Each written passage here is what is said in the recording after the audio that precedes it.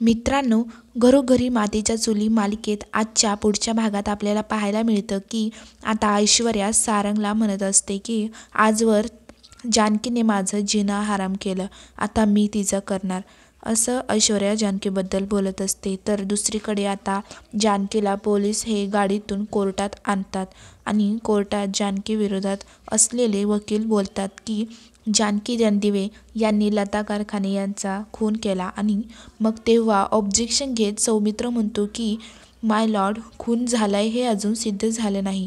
तेव्हा विरोधी वकील म्हणतात की जे सिद्ध होत नाही तेच प्रूव्ह करायला मी इथे आलोय.